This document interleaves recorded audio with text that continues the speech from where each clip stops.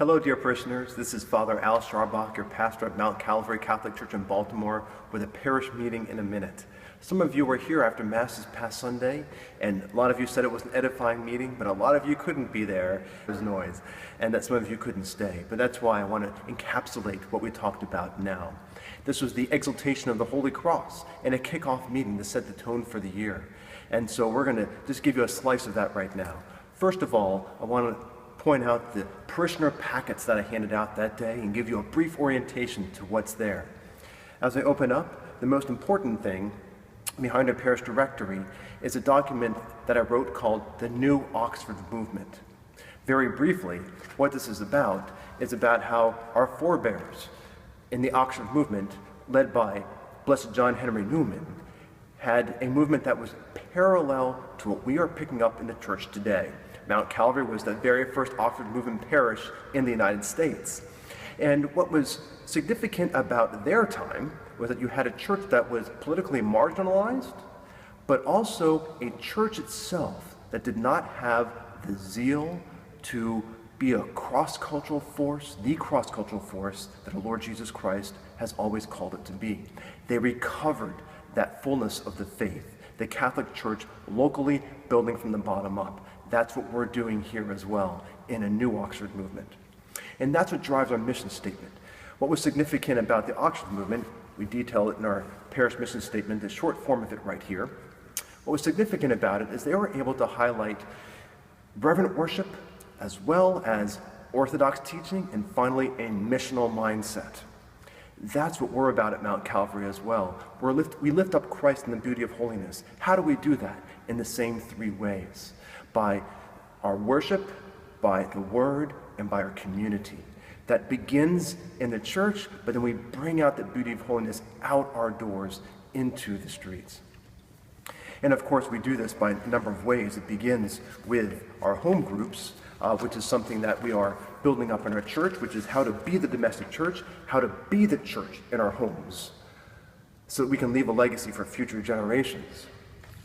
Ultimately, that extends to the catechesis of the Good Shepherd, what has become a very important charism of our church now, which is meeting children at their unique place of appreciation and understanding, and helping them to grow in the foundations of the faith, without watering anything down. And then finally, our bus stop breakfast, which is an extension of the very emphases of the Oxford movement itself. They were often called slum priests. Blessed John Henry Newman and his contemporaries, because they put wheels on the gospel by serving the poor. Ultimately, that's what we're also about here. This is what this parish has always been about.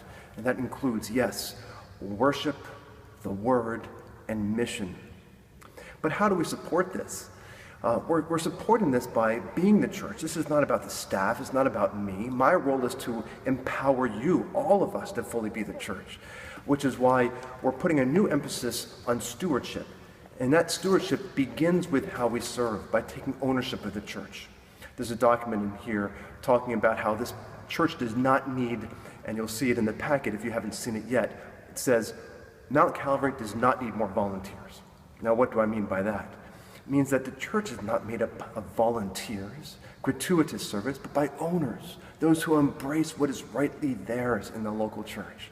And so we have 9 binders that indicate the types of things that parishioners can be doing, not only our current parishioners, as our parish grows, but future parishioners, to be the church.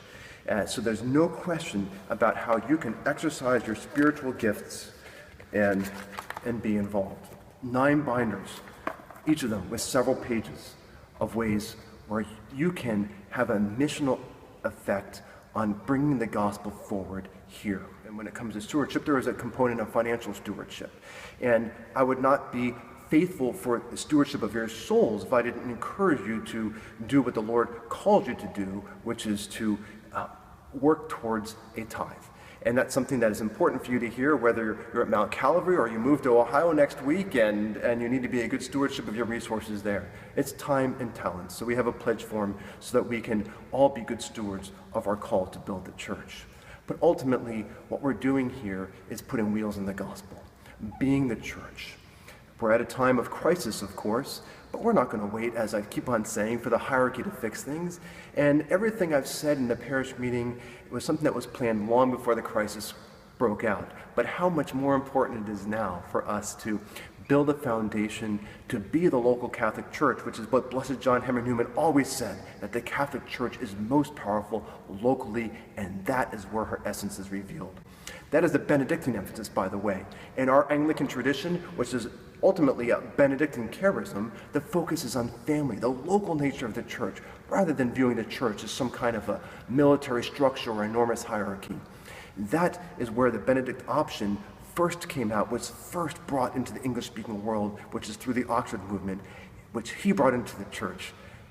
That is, Blessed John Henry Newman, when he became Catholic, and we are inheritors of that today. Let's be the church that God has called us to be.